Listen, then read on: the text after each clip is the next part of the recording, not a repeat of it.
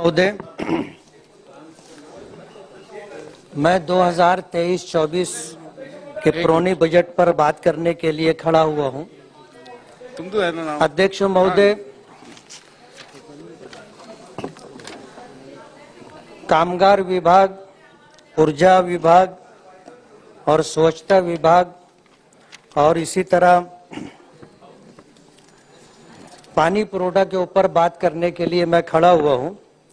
Sir, Malegaon एक ऐसा शहर है जहां पावरलूम है, उद्योग है, और इस मौके पर मैं आपको ये बताना चाहता हूं कि मालेगांव शहर में पावरलूम को लेकर के जितने मजदूर उससे रिलेटेड हैं, चाहे पावरलूम मजदूर तराशन चलाने वाले हों या साइजिंग में काम करने वाले हों या इसी तरह और भी इस सनत से जुड़े हुए जो लोग हैं, उनके लिए सरकार की तरफ से कोई ऐसी स्कीम नहीं है कि उनको जो है इलाज और मुआवजे की कोई सहूलत मिले, उनके बच्चों को तालीम के लिए कोई अच्छा मौका मिले, सरकार की तरफ से मदद मिले।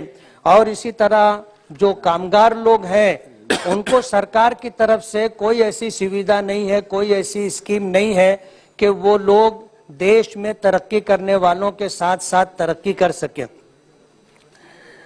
सरकार ने इस सनत के लिए कोई ऐसी पॉलिसी अब तक बनाई नहीं है।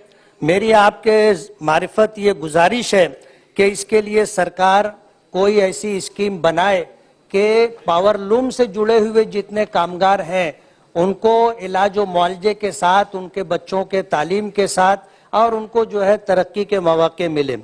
मैं आपकी मार्फत सरकार का और पुरोठा मंत्री का शुक्रगुजार हूं कि उन्होंने तलवाड़ा डैम से मालेगांव फिल्टर प्लांट तक नई पाइपलाइन के लिए बजट मंजूर किया है। मैं मालेगांव वासियों की तरफ से सरकार का, मिनिस्टर साहब का शुक्रगुजार हूं। मालेगांव जिसको चनकापुर डैम से पानी मिलता है, ये 1970 की जनसंख्या को सामने रख करके कोटा तय किया गया था। आज 50 साल में मालेगांव की आबादी 1970 के मुकाबले में बहुत आगे बढ़ चुकी है और कोटा वही है जो 1970 में मंजूर किया गया था। मेरी आपके मार्फत सरकार से ये गुजारिश है कि इस कोटे में इजाफा किया जाए। मालेगांव वालों को कारपोरेशन की तरफ से नलों में जो पानी दिया जाता है वो 1 दिन या 2 दिन नागे से दिया जाता है, लेकिन नल पट्टी पूरा साल भर पानी दिया जाता है, उस हिसाब से वसूल की जाती है। और हर साल 5% जो है पानी पट्टी का इजाफा होता है।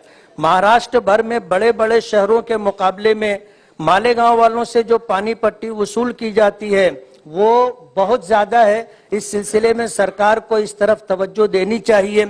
आज इस मौके पर आपने मुझे कहने का मौका दिया। मैं आपसे ये कहना चाहता हूं कि महाराष्ट्र के अंदर पूरे देश के मुकाबले में बिजली सबसे ज्यादा महंगी है।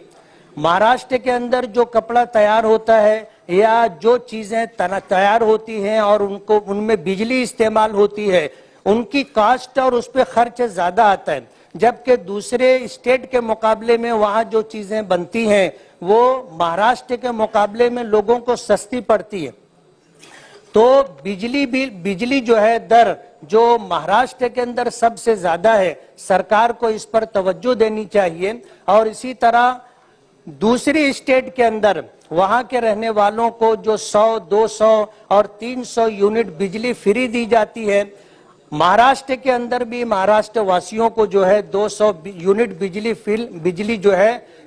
यूनिट फ्री देना चाहिए। मेरी आपके मार्फत सरकार से ये गुजारिश है। आपने मुझे कहने का मौका दिया, मैं बहुत बहुत शुक्रगुजार हूँ।